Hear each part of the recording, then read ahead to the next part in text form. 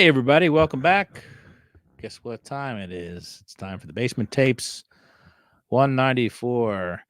And it is both feet firmly entrenched in the 70s at this point. The greatest decade ever for sports cards, the greatest decade ever for baseball. The stuff was changing faster, faster, faster than you can imagine. So, anyway, we've been down that road. Let's talk about the 1970 Fleer Laughlin set. It's called something different on TCDB. It's called the World Series set from Fleer. But the industry here knows them as the 1970 Fleer Laughlin, probably bluebacks, because we have a blackback set in our future, our very near future. 66 cards of these I have, and I believe that is an entire set of cards. Let's look at the Beckett OPG version here.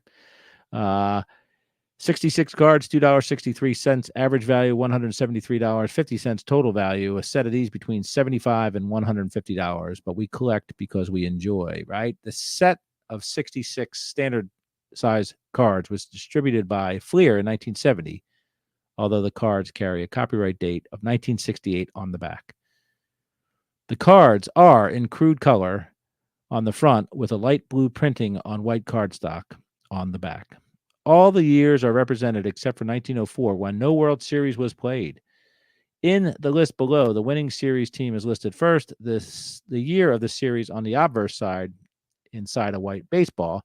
The original art for these cards in this set was drawn by sports artist R.G. Laughlin. Of course, Laughlin is a legend in our hobby. This set is one reason why. As far as top cards in this set, there are a bunch, maybe a 6 to 10 that rank pretty high due to Babe Ruth, Lou Gehrig, and stuff like that. So let's get over to TCDB, where they clearly call it the 1970 Fleer World Series set. 66 cards. Let's see here. Let's look at the teams depicted, if you don't mind. It's the Baltimore Orioles, Boston Braves, Boston Red Sox, Brooklyn Dodgers, Chicago Cubs, Chicago White Sox, Cincinnati Reds, Cleveland Indians, Detroit Tigers, Los Angeles Dodgers, Milwaukee Braves, Minnesota Twins, New York Giants, New York Mets, New York Yankees, Philadelphia Athletics, Philadelphia Phillies, Pittsburgh Pirates, San Francisco Giants, St. Louis Browns, St. Louis Cardinals, and the Washington Senators. So a couple teams doubling up there. I'm surprised the Atlanta Braves aren't listed there either for 1957 and 58. But perhaps that's a thing that could be added to TCDB to gain some recognition. Hall of Famers are aplenty here. And, of course, these are caricatures led off with Christy Mathewson. And then we have Tinker, Evers, and Chance. Wagner and Cobb together on card 6. Chief Bender, Jack Coombs on 7. John McGraw on 8. Home Run Baker, Jack Barry, Eddie Collins, and Stuffy McGinnis. The $100,000 infield is on card number 10. Babe Ruth on card 15. Babe Ruth on card 16, supposedly. Stan Kovaleski on 17. Kennesaw Landis on 18. Babe Ruth again on 20. John McGraw on 21. Walter Johnson on 22. Grover Alexander and Tony Lazzeri on 23. Paul Wainer, Babe Ruth, Lou Gehrig on 24. Babe Ruth and Lou Gehrig on 25. Lou Gehrig and Babe Ruth on card 29. Mel Ott on card 30. Charlie Gehringer and Tommy Bridges on card 32. Carl Hubble on card 34. Lou Gehrig on card 35. Hank Greenberg on card 42. Enos Slaughter on card 43. Johnny Mize and Duke Snyder on card 49.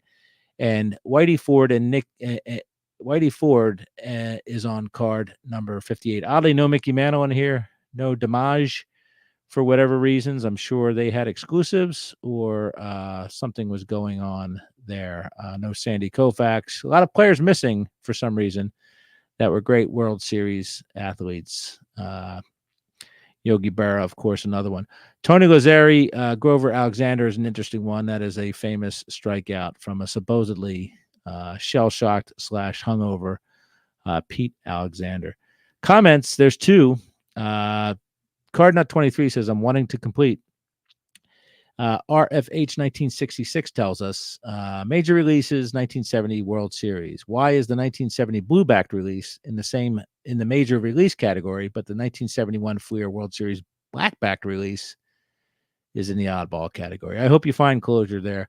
RFH 1966. The packaging, look at those wax boxes, red, white, and blue.